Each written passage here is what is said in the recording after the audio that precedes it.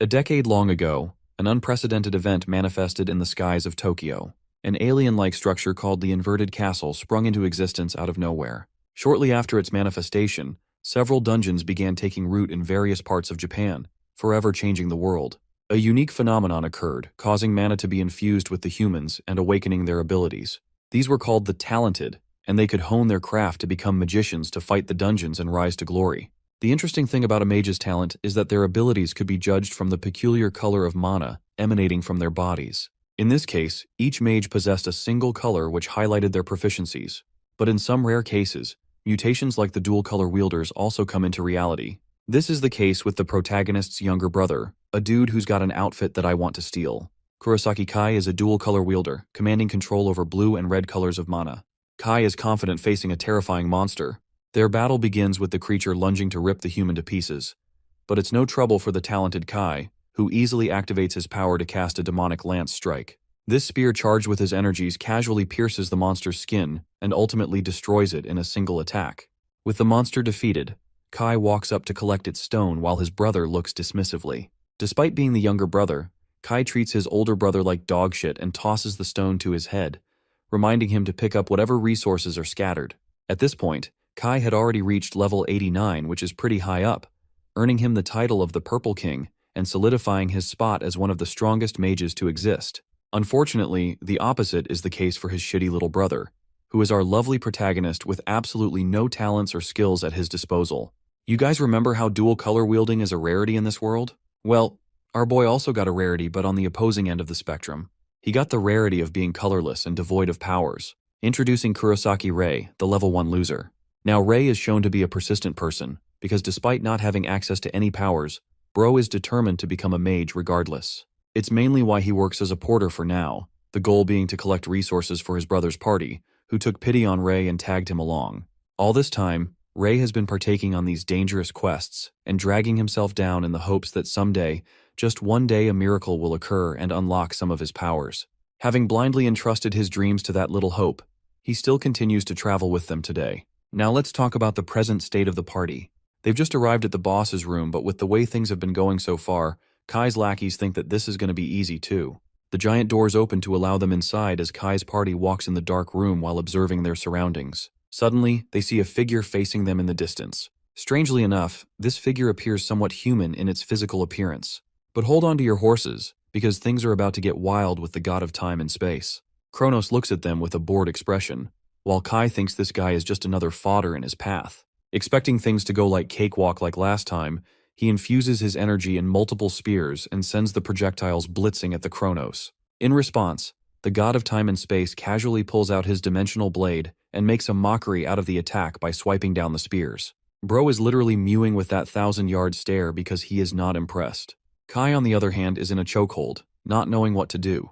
In a brutal, gruesome twist, Kronos locks down Kai as a target before impaling his thick skull with his attack. Now that is the definition of cold, because I was somewhat expecting this guy to make it to the end, like all annoying rival characters too. Witnessing his dead body flop to the ground, Kai's mates are speechless, while Rei doesn't even have a chance to comprehend what's taking place before his eyes. Hesitant to believe what just happened, Rei questions his own senses, unable to accept that the Purple King and one of the strongest mages in the world was taken out with a single attack. Recognizing the deity before them as a monster of destruction, Kai's underlings quickly tried escaping, which is a smart decision. But there's no point because Kronos kills them brutally in a fraction of a second. Despair overwhelms our boy as he flops to the ground in defeat. The once silent god then utters his first words, joyful to have found a colorless human among the group. Refusing to accept defeat, Rei musters all of his confidence in a single moment. He's been through so much shit in his life, so he wasn't going to let it all end now before achieving his goals. With that determination, though his body quivers to even stand, the colorless boy points his pointy weapon at the unstoppable god. Now that is the definition of bravery, respect 1,000 gained. Kronos is rather amused that a colorless being is actually daring to face him when the rest of his comrades died a brutal death. Though his body is shaking, our boy is not ready to forfeit his life. In response to the child's bravery, the god of time and space decides that he'll test the kid's resolve. And well, maybe you guys were expecting an easy, here you go, a new power-up. But nah. What happens instead is that Rei literally gets the Toji treatment from Jujutsu Kaisen. His body ruptures a part of itself from the side, making him scream in agony. Kronos doesn't even care and thinks that maybe he went a little too hard on that one. Using his control over time, he reverts back our boy's state to its healed self, much to Rei's shock. It's time for part 2 of this hellish trial. This time, Kronos unleashes unfathomable flames of and surrounds the kid in an arena of the hellfire flames of despair. I'm not even going to sugarcoat it, that attack title is badass. The deity is actually curious what this weak little human will do in response to such a trap. Of course, even as weak as he is, Rei knows that simple attacks won't cut something like this.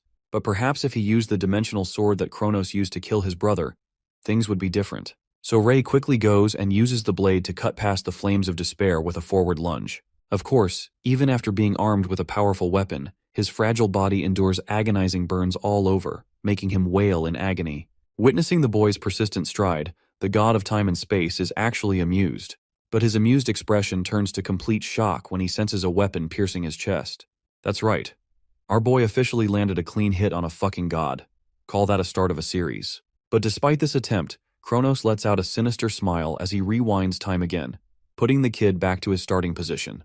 Kronos remarks that he's impressed by the boy's commendable effort. However, Rei simply accepts defeat and shrinks on the floor, realizing it was over from the start. The thoughts of death and despair start creeping up inside his mind, filling it with a void of black. Unbeknownst to his wildest expectations, a system screen greets him, stating that the god of time and space presence has unleashed Rei's seal on his black skill. This actually comes as a shock to Kronos himself, who doesn't get what's going on. Our boy goes on to officially receive his first talent and skill drain, stealing Kronos' ability to rewind time. Rei is stupefied by what he's seeing on the system screen, while Kronos, a literal god, is breaking a sweat. At once, the kid unleashes the first usage of his rewind ability, but this time, he's not going back a few moments in time. In fact, his bold move just now is so wild that it even freaks out Kronos. The system kicks into overdrive and offers a full regression, turning the wheels of time back many years. Opening his eyes again, our boy realizes that though he used the rewind skill, he himself doesn't even know what the fudge happened. Staring at the reflection in the mirror, he realizes that he is looking at a younger version of himself. Now, I don't know about you guys, but robbing a skill from a literal god signals to me that this story is going to be really damn good. Let's also rewind time for ourselves for a few moments. When Rei casted the ability, a mysterious warrior revealed to him that he isn't powerful enough to bring down the god of time and space with his own powers. That is the main reason he entrusted this ability with Rei, believing that it should be capable of eventually defeating Kronos in the end. Back to the present, or better yet, the past. Our boy is contemplating if this is some kind of dream or not. But when he looks out the window, he sees the inverted castle maintaining its white color. Even though the castle was black yesterday, and was last seen as pure white 7 years ago, it tainted and eventually became a full black. Then and only then did its door open, and venturing through the castle they encountered the god of time and space. Things start falling into pieces as Rei recalls the usage of his rewinding ability thanks to skill drain. Checking his phone just to confirm, bro realizes he actually did make it 7 years into the past. Popping open his skill window, he learns via the system that he has access to skill drain, but the rewinding ability is gone. But our boy couldn't give a damn about that because finally, just finally, he had acquired a talent for himself. His efforts of being unable to form a skill for a decade straight were despairing enough. Thanks to this new ability, he can open new doors and do things he could only dream about. Checking his phone, Rei suddenly realizes that today is supposed to be the day of the Mage exam. The scene cuts to the Chiyoda Ward, which is officially called the Mage Association headquarters. It's the only governing body responsible for controlling and monitoring the activities of beings known as the Mages, and helping them take on dungeon conquests. Arriving inside the building, Rei notices how it looks brand new, which only makes sense thanks to his time regression. Suddenly, Goto and Oike, the same dudes who are Kai's lackeys, bully him for being a colorless loser who's here for no reason. Even Rei remembers these clowns since he was a part of their party. Goto and Oike are pretty invasive of our boy's space, and entertain the possibility that their dear colorless fellow over here is going to partake in the exam. They think it's pointless to take such an exam when you have no talent, and though he hates to admit it, Rei knows that they're right. It's not like this is his first ever rodeo. In fact, our boy actually retook the Mage exam more than anyone just to get a passing grade. But in the end, all he got was failure upon failure. Swatting his hand away, Rei leaves the discussion, shocking the clowns that he's grown a bit of a spine out of nowhere. Now let's turn our attention to the exam proctor for the Mage exam. She's actually a B-rank mage called Hinata. And well, let's just say she isn't the happiest to see our boy popping up before her again. Hinata reminds the dude that he's going to get himself killed if he keeps this up. But Rei is willing to give it another shot. Shortly afterwards, he's taken to the exam site. Hinata doesn't want to have the hassle of explaining all the details to this guy since he knows them already. Rei prepares himself. His goal is to actually collect 3 magic stones from the goblins inside the dungeon. That's the only completion requirement, and for anyone having a simple skill, this is the easiest task. Normally, that is. Because today is notoriously special for conducting an exam where a horrifying incident occurred. A terrifying monster beyond the levels of this dungeon appeared from out of nowhere. The red cap is a level 37 monster, and well, bro is out here aura farming despite being a midget goblin. He approaches them menacingly, while the proctor is stunned that a creature like this appeared. She marches forth to become the decoy, all the while urging our boy to run for his life. However, even Rei understands that she can't beat the red cap, especially since their level differences are far too much. Now, in the original storyline, Hinata was unable to beat this guy and ultimately ended up getting brutally injured. She did her best to delay their doom and protected Rei until the very end. But still, the girl was getting pummeled and received injuries that led to her retirement. All thanks to Rei's uselessness, his incompetence, and his weakness. Did I just call him the same thing 3 different times? Yes, I did. Anyway, the red cap is directly responsible for ending her career, literally speaking. So this time, Gojo's nephew over here doesn't want to let that happen. Bro is determined to stand his ground, facing the threat lunging towards him. In a quick motion, Rei tosses his blade against the creature, recalling how the red cap is known for having a skill that buffs its physical stats, so much so that ordinary attacks are useless. However, our boy is an exception, because when weapons don't work, he takes the battle to his hands, rated E for everyone. Rei's punch only pisses off the goblin even more, as if the creature is offended by his sheer audacity of even trying. The red cap attempts to finish him off with its next attack, when suddenly, something happens. The system screen reveals that Rei has successfully stolen the body enhancement skill from the monster, buffing his own physical stats considerably. With this, Rei easily delivers a clean vertical slash, cutting the goblin like a fruit with his blade. Hinata is utterly shocked that this weak-ass dude defeated the red cap in a single strike. Internalizing his thoughts on skill drain, Rei reflects that he struck gold with his new power. As for Hinata, she's got a boatload of questions, and well, our boy is in a pinch because he doesn't know what to say. Clearly, he can't just blurt out that he's got a black skill. Bro's best excuse in this situation is that it was a mere coincidence. He's sweating bullets and Hinata's not going to fall for the gaslighting. Apart from that, she wants to cancel the exam because of the unexpected monster. Also, the incident will be logged and reported to their headquarters. As for Rei, he recalls that even irregulars shouldn't be appearing anytime soon, but he still requires the 2 more mana stones to complete the exam. But of course, the proctor isn't going to let him have it because of the dangers involved. Suddenly, 2 more goblins pop from out of the shadows, quickly aiming to attack them. But no worries, Rei makes light work of them by slashing them in a single hit and even impressing Hinata. With all 3 mana stones collected, he meets the qualification for his objective, while the proctor is speechless. The scene switches to the entrance of the Mage Association's headquarters. Here, Hinata hands him his official mage license. Seeing the card having his credentials on it at last, Rei experiences a catharsis. It makes sense because for many years he dragged himself just to clear the exam. All this time he persevered to become a mage, a porter who was never valued and always trampled upon. But with this card, he is officially a mage now. What's more, she hands him the details regarding the exchange rate of the collected mana stones. These stones are known for being a value drop from the monsters after their defeat. They're used as an energy source and can even be traded for money. Thanks to him defeating an A-rank monster, Rei is having the time of his life looking at his balance sheet. Bro literally got 3 fudging million for beating the monster, which shocks him immensely. The dude realizes just how easy it is for mages to live a good life. Even the proctor is cheering for his achievements, which is how you know she's a real homegirl. He decides to ask Hinata for a final request, which is revealed to us in the next scene. Standing before the unique-looking gate, Rei takes a second to admire his name and rank. Before, he couldn't enter any dungeons on his own. But with this development, he thinks he's finally got a chance to change the course of the future. Unexpectedly, someone casts their mana hand ability, which creates a giant astral hand and entraps our boy in place. Turns out it's actually Kai's lackeys from before, and the goons are making fun of him for trying to enter a dungeon on his own and breaching the rules. Rei surprises them by confessing that he passed the mage exam, which is why he's qualified to do that now. But this fact is so unbelievably ridiculous to their ears that they think he's lying. Grabbing his skull, the clown implores our boy to show off his talent. Let's break down the mana hand ability for a second. It's actually a compression of mana manipulated into a physical form or shape. This is the reason why Rei is struggling to break free of its grasp, even with his enhancement skill. But that only goes for his hands. Since his legs are unrestrained, The dude literally propels himself with super speed and bashes the guy's nose with his head, causing an immediate nosebleed.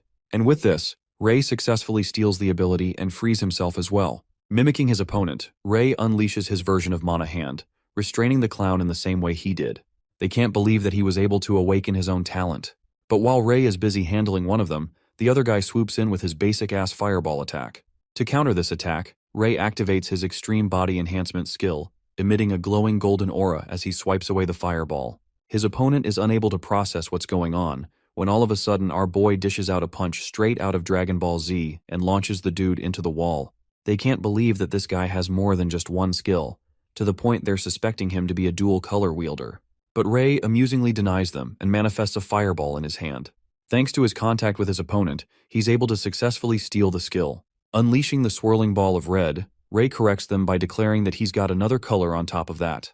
You can already tell that his opponents are shitting bricks right now at the discovery of his new skills. Top it off, no one has heard of a tricolor user before. Ray doesn't give in to their chatter and answers by tossing the fireball next to the guy. Not only that, he also releases the other dude from his shackles, questioning if they still want to mess around. The two idiots glance at each other and realizing that this is their only chance, they run for their lives like the pathetic douchebags they are. The real issue is actually Ray's brother, because if the Purple King ends up discovering what happened, it's gonna get a lot uglier. In the future, he's always been a lapdog serving Kai's every order. If word gets out that Ray awakened his new powers, Kai will definitely come to hunt him down, and because he's already level 50 right now, he's still one of the strongest mages around. Besides his brother, there were plenty of things he needed to worry about. For example, there was going to be a dungeon unlocking soon enough. Right now, all that mattered to him was increasing his level to the point he could actually hold his ground.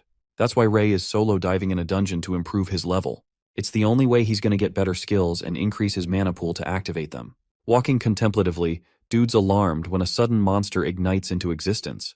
This scarecrow-looking creature is actually a flame wizard standing at a level 38, one level higher than the red cap he fights. Since he's only got enough mana to create one fireball right now, that's what he does in his left hand.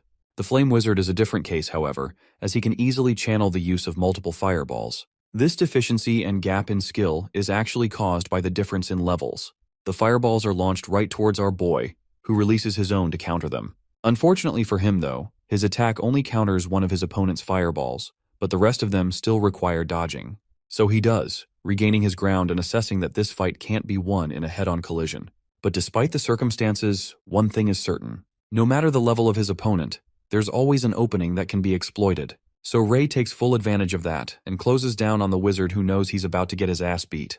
With only a 2-second timer at his disposal, Ray demolishes the fire wizard with a Mike Tyson knockdown. Upon first contact, he immediately steals the fireball skill from his opponent, which is also the only method of the wizard's attack. The monster tries to attack him again, gesturing its weapon to cast the spell. But this battle's already over with Ray having stolen the skill, causing him to activate it around the wizard, engulfing the monster in a hurricane of flames. And with that, the fire wizard is defeated. Shortly after its defeat, our boy levels up 4 times in a row after beating a high-level monster. It only makes sense to him that the stronger monsters guarantee more experience points, and though typically it's quite troublesome to deal with these guys, skill drain is a surefire way of beating them with ease. We also get a reveal on his current level. Ray jumped from level 8 to 12 with this one encounter. Preparing himself for his arduous task ahead, he plans to get to level 30 at the very least in this dungeon. And so it begins as our boy takes down another fire wizard, and a red cap, as well as a lizard warrior. After a certain amount of time, he gained enough levels to climb all the way up to 27. But of course, it's getting harder to level up at the same exponential speed. That means, in order to reach level 30, he has to find even stronger monsters to kill. So that's what he does by venturing towards the deepest part of the dungeon, the boss room. Standing before it, Ray reflects that this is all he'll need to achieve his goal of getting to level 30. The boy reaches for the door and enters inside. It's an empty arena, and in the distance, a warrior is making his way to him out of the shadows. Donning a green aura, this monster is called the Skull Demon. His design is the definition of badass, and he's even got high-level imps as his underlings. Ray recognizes the threat, because now he's facing numerous high-level opponents in a direct flight. His only chance of victory is stealing their skills. Using body enhancement at full scale, our boy blitzes towards the boss monster. He pulls back his fist to prepare a powerful punch and releases it. But to his shock, the Skull Demon doesn't even move. In fact, the attack doesn't even connect to him as it is prevented by some kind of barrier. This alerts the mage as he draws back and gains his distance, spotting the hexagonal shield protecting the boss monster. It's just like he suspected. Getting through that mana barrier is a hassle. And because of that, he won't be able to use skill drain, which means the Skull Demon is a tough matchup for him. The demonic creature lets out a battle cry before speedily advancing towards its humanly target. Our boy appears shaken by its tremendous speed as the creature's attack misses him by an inch. Realizing that he's in a tough spot, Ray believes he should let loose with his last resort. In order to bypass that sturdy mana barrier, he's going to need to deploy a different approach. That's where the flying imps come in, because while our boy doesn't have enough strength on his own, he can do something else. So Ray rushes to target one of the flying imps, hitting it with a solid swing because, like I said, his hands are rated E for everyone, even if you're an oversized bat.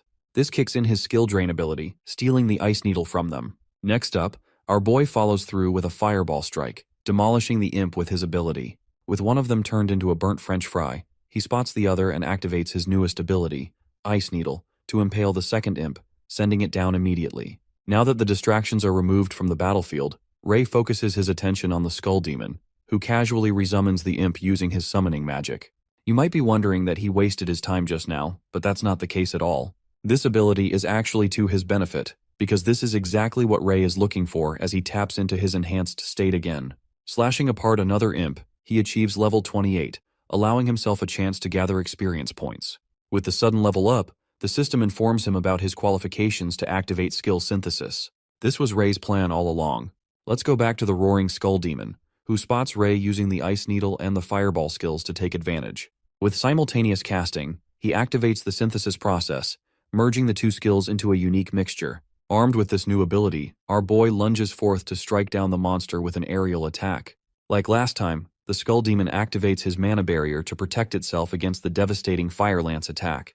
The attack connects with the shield, but it is beyond what the shield can take, causing it to shatter and eventually break apart to pieces. And that's how Ray broke the mana barrier and acquired it for himself.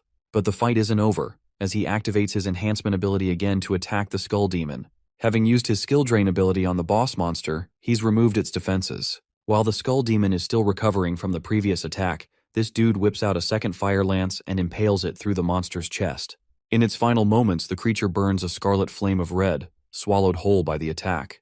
Upon the boss monster's defeat, it drops a green mana stone. Apart from that, Ray's personal development comes in the form of 4 level ups in a row, which is amazing since he's now level 33 by the end of a single battle. Having finally defeated the creature and penetrated its intense shield, our boy takes a second to take a breath. As for the process of skill synthesis he used earlier, let's take a few moments to see how it works. As the name suggests, it uses individual skills and combines them to form new and more advanced skills. It's a powerful technique that is only accessible around level 30. Ray was convinced he'd be able to tackle the technique very soon. That's why he hinged his entire plan on skill synthesis. It's a good thing that it worked out for him, because that boss battle was looking difficult at the beginning. Suddenly the system screen pops out a new message for our boy, explaining that he meets the level requirements to actually upgrade his skill drain ability. Before, he could only obtain and hold 3 skills in his arsenal at one time. But since he's leveled up, he can now store up to 5, which is a really convenient thing for him since he has a lot of options to play with. The scene cuts to the headquarters where our boy has brought the Mana Stone of the Skull Demon for an exchange. Witnessing its sight, Hinata is shocked that he was able to take down a high-level boss monster like that on his own, not to mention that this same guy is now level 33, all in the span of like a day's difference. Like last time, Ray's terrible with his excuses and basically tries to play it off that some luck was involved. But that's about being as lucky as finding $1 billion under your bed. Even Hinata's like, bro, stop the cap. It's just impossible to farm that many experience points in one day. She also gives him the good news. Since he's crossed level 30, he's qualified to actually be rated as a B-rank mage without any conditions binding him down. Well, the conversation was going smoothly, if not for the fact that a familiar voice came from behind. Ray's entire body froze when he heard his brother's arrogant chatter enter his ears. Kai refuses to believe that this loser brother of his is an actual B-rank, believing that it must be some kind of fluke or a mistake by the proctors. Just being around Kai's presence, our boy is sweating bullets because he really wanted to avoid running into him until way later. Hinata is also surprised to see him, while the Purple King mouths off how his shitty brother can't even use a single skill even if his life depended on it. That is what it meant to be a colorless person after all. So the fact that this same guy ended up a B rank is just ridiculous in front of Kai. Anyway, Hinata, being the OG supporter of our boy from day one, actually supports Ray and defends him, stating that he defeated both the Red Cap and the Skull Demon all on his own. This revelation causes Kai to immediately turn his attention to Rei with a skeptical and serious look. Channeling his purple aura, he questions if his little brother really is that competent now. Even more, this crazy bastard powers up an enhanced punch and literally attacks our boy on the spot. The sheer power of the punch is enough to shake the room. When the dust is settled, we see the aftermath. Kai's punch couldn't reach Rei, but it did destroy a part of his mana barrier. In return, the confident Rei shoots a glare at his brother and calls out his reckless approach. Seeing the two ready to throw down in a place like this has the Proctor on edge. The Purple King realizes that his brother has finally awakened his powers, much to his surprise. The rumors all ended up being true, to which Rei agrees and confirms. Pulling back his punch, Kai argues that despite him having acquired a skill won't make a difference, and that he shouldn't get confident based off of that. After all, he's going to be Rei's ultimate test, basically declaring himself an enemy of his own brother. From the looks of it, Hinata is genuinely concerned that this guy is about to launch another attack, right inside the headquarters too. But thankfully, as crazy as this purple hair clown is, he doesn't go that far.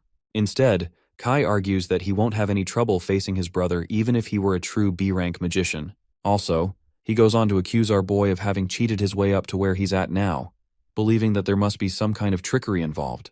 But this is just a provocation, so that Rei can accept his challenge of fighting him in a match. Our boy knows that if he refuses his brother here, it's going to get even more chaotic for him down the road.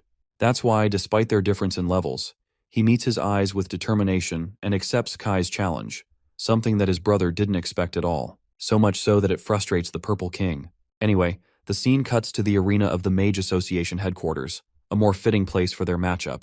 Standing against his powerful opponent, Rei collects his thoughts, believing that one strategic way to face someone stronger than you is to always be wary of the resources at your disposal. For example, the mana difference plays a huge role, which is why he can't risk dropping his guard in this fight even for a second.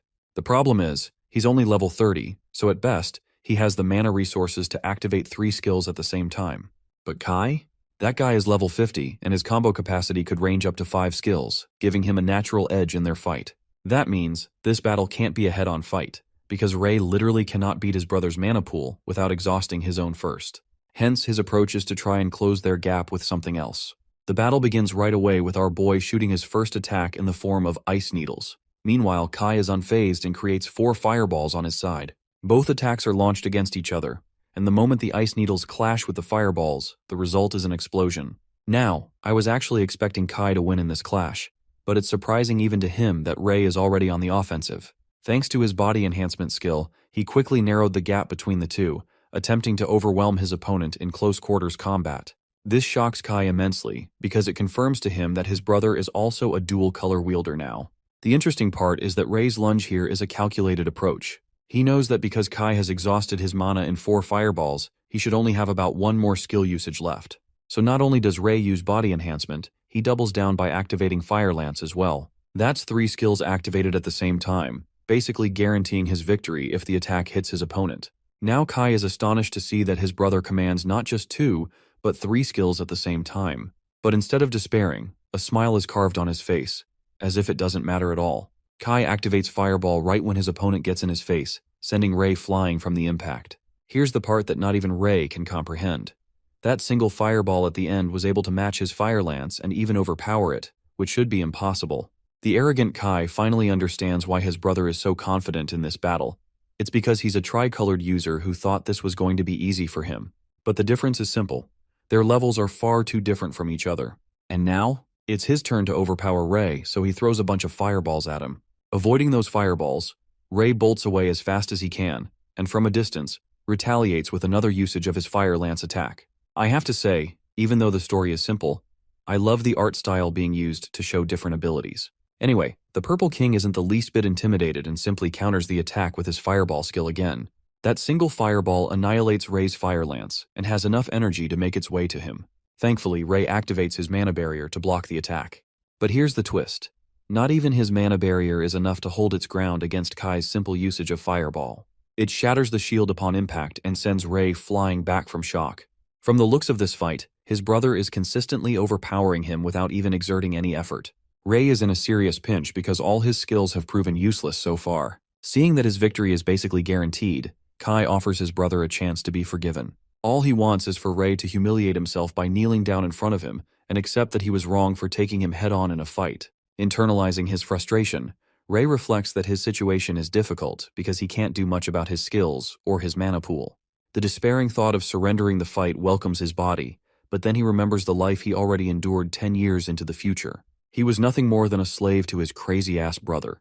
That alone fuels him with enough motivation to continue the battle and stand his ground. So he roars his refusal to meet Kai's demands. Hearing that, the Purple King becomes enraged. The same colorless and pathetically weak brother was now standing up against him. Deciding to go all out, Kai unleashes his overclock technique, amplifying his fireball skill to unfathomable levels at the cost of spending his mana. Arming the fireball in his hand, Kai demonstrates the true power of a king. 10 fireballs all appear surrounding him, allowing him to overpower any opponent in his path. Spotting the technique, Ray understands that this same strength is the very reason his brother is one of the strongest magicians in the world. Compared to other kings, he has the capacity to expend a ton of mana at a single point as his special talent. However, despite standing in the face of defeat, Ray confesses that he was waiting for him to activate that skill. Ray's sudden announcement is followed by his confident forward motion. He's running to the very danger that most magicians would run away from. Now, the obvious fact about the 10-hit fireball attack is that it requires the use of the overclock technique. But there's a catch. Ray jumps into the air, making Kai call him an idiot for positioning himself in the worst way possible. It's at this moment that Kai unleashes his barrage of fireballs and sends it flying his way. It's exactly what our boy had been anticipating, as he commands the use of his mana hand, the ability that he conveniently kept hidden from his opponent until now. The mana hand actually smashes the ground, shocking Kai by the revelation of his brother being able to activate 4 skills. As for Ray, he believes that it doesn't matter if it's 10 fireballs or 20, as long as he can avoid getting hit, he should be fine. So using the mana hand that is hooked to the ground, he yanks his body in a speedy motion, allowing him to get behind Kai right when his ability cooldown is activated. In this critical moment, despite being many levels higher than Ray, Kai is defenseless because of the technique he used. It's because of that, in that brief window, he is vulnerable. So our boy hits him with the good old catch these hands attack, rocking the arrogant king's worldview and sending him crashing into the ground. Ray is genuinely the GOAT for actually being smart about the way he fights. I'm impressed. Here's the icing on the cake. Now he's acquired Kai's overclock technique as well. With that skill in Ray's inventory, this battle is decided. But Kai isn't quite done, cursing his brother as he gets up again. Our boy's a little worried because this psychotic mage is really planning to kill him here and now for landing a clean hit on him. And so that's what he does, coating his purple magic inside the icicle lance and activating his true skill, the demon lance. Seeing that skill activated, Ray is terrified because it's Kai's best skill in his inventory. The problem is, he didn't expect his brother to already know about this skill so early on in his life. Kai sends his demonic lance towards his brother, who is barely able to dodge it. The sheer speed and power of his demonic lance is causing a lot of problems for Ray. Not to mention that this bastard can create more demonic lances at will. The only reason Ray had been able to land a clean hit up until now is merely because his opponent took him lightly and was playing around. But even he knows that the Purple King's might is terrifying when he gets serious. The demonic lances continue to target down their victim. Ray is barely hanging on as he evades each lance, knowing that he's getting outclassed with the way things are going. With his back hitting the wall, it seems like the end for him. The Purple King has him right where he wanted, and he's got enough mana to finish him off. Doing the best he can in this moment, Ray retaliates with his fire lance strike. Kai obviously sends another demonic lance in his way, causing a massive explosion with both lances colliding with each other. The impact sends Ray crashing into the arena's wall and leaving a crater. He's practically standing on his last limb, while Kai talks him down, reminding his brother why he's known as the Purple King and why he's hailed as one of the strongest magicians ever. And it's not like he is spreading lies. Even Ray knows all too well about his brother's powers. Meanwhile, Kai taunts him for acting like a big shot with a few skills in his arsenal. But thanks to that, Ray reaches a sudden realization. Though he can't match his brother with raw output or skills, he can do something else. He could potentially harness the true power of the purple skill. After all, so far he'd only been synthesizing 2 colors because of his limited mana capacity, hindering him from unleashing his true potential. So that's what he does. This dude literally activates the overclock technique and looks majestic as hell while doing it. In response, his brother is stunned that he can also use the same technique as his own. With this, he's already doubled his usage of mana, and based on his observation, he has unlocked an upgraded version of Skill Synthesis, a version that no one has, and it's called Skill Synthesis Black. This is exactly the trump card he needed. Ray confidently smiles, causing Kai some serious amount of worry, knowing that he's just increased his mana capacity. Our boy gathers the energy in his hand, reflecting how no one in the world had activated a tricolored synthesis before. By merging the red fireball skill with the ice needle blue skill, and finally perfecting it with his enhancement yellow skill, Ray unlocks a purplish black power, a skill that is black in nature, a color that not even Kai had encountered before. To understand this deeply, we learn that mana is composed of blue, red, and yellow energies. And at some point, he was so weak that he couldn't harvest the power of any one of these colors. But his own analysis was wrong. His body was unique in a way that it could swallow all three types of mana. The once weak and colorless mage now stands firm with the power of a dark mage, and he's ready to end Kai's career with his next attack. With the pairing of the fundamental three colors becomes an entirely new skill, the ultimate skill called Black. Skill Synthesis. Black is also the improved version of the normal synthesis skill, and this results in the creation of an ability known as the Abyss Flame. Ray reflects that he's already done his job of swallowing the mana and officially announces himself as the Dark Mage. As for his brother, he's starting to sweat bullets out here and uses his projectile ability to stop his brother from evolving any further. The purple lance is aimed right for his head, but Ray's no longer threatened and completely engulfs the attack using his dark magic. The very sight of Ray's defense is shocking to Kai, because now his opponent was charging at him with an attack of his own. The Purple King finds himself cornered, so he unleashes a large projectile in the hopes of countering the dark spherical magic ball inside Ray's palm. The Dark Mage pulls back and finally releases the Wrath of the Abyss Flame skill, an attack that clashes against Kai's enormously large purple lance ability. The conflict lasts for only a moment, until eventually, Kai's ability is overwhelmed and his confidence shatters when the attack fully connects with him, resulting in a deafening purple explosion. When the dust settles, Ray is the only one standing, his body exhausted from the stress of the battle and the overwhelm of using his new power. But the outcome is no different. The fight ends with Kai's unconscious body hitting the floor and him sleeping like a log. Ray can't believe what he just did. He had finally defeated his brother, even if it was a weaker version of him from the past. Suddenly, the system screen pops out and informs the Dark Mage of his new skill acquisition. Now, Abyss Flame was officially a part of his inventory, which alone means Ray has reached a new level of power. With the battle concluding, the Proctor Hinata is seen quickly rushing inside, checking in on Ray's condition. It's pretty funny to me that she's not worried about the dude that's potentially dead, but our boy instead. Ray gives her the good signal that he's doing all right. Now, Hinata did observe the showdown between the two of them, and she's just as baffled about the skill. Of course, at this point, even our boy is starting to understand that he can't go on hiding his abilities forever, as that would be impossible. Showcasing a hint of his dark powers, he shares that it is supposed to be some kind of a black skill. Witnessing the motes and specks of black surrounding his body, Hinata's eyes widened, realizing that he's the one and only person in the entire world to have such a unique skill. Since this is officially out now, Ray wants to know if he should publicly report to the association about his unique skill, because he'd much rather that this matter is kept a secret and doesn't make a fuss in the world. Hinata's a bit shocked by his reaction, going as far as to tell him that he might be trampling over an opportunity of a lifetime over here. Our boy doesn't get it, so the proctor enlightened him by explaining that each strongest representative of their color is actually granted the title of king. This is evidenced by Kai being the Purple King, as he's the strongest in that category. Hinata expresses that since he's the only black mage in the entire world, they could officially declare him as the Black King right off the bat. Now that is one crazy-ass name, but you didn't hear that from me. For a second, he ponders the possibilities. It's still unaligned with his personal interests, so he basically declines the spotlight for now. There's also the issue of his level being extremely low compared to other kings, which could pose a problem. Changing topics, Ray turns his attention to the sleeping young man and requests Hinata to go and check on the guy's condition. But the proctor isn't even worried a bit, believing that he will recover like all kings do as they have a high healing factor. She intends to bring him into the medical ward. Suddenly, both of their phones buzz at the same time, receiving an alarming message. When Ray checks the message, he learns of a critical warning of an appearance of a dangerous dungeon with a minimum level recommendation of 70. Hinata's surprised, but our boy is straight up horrified.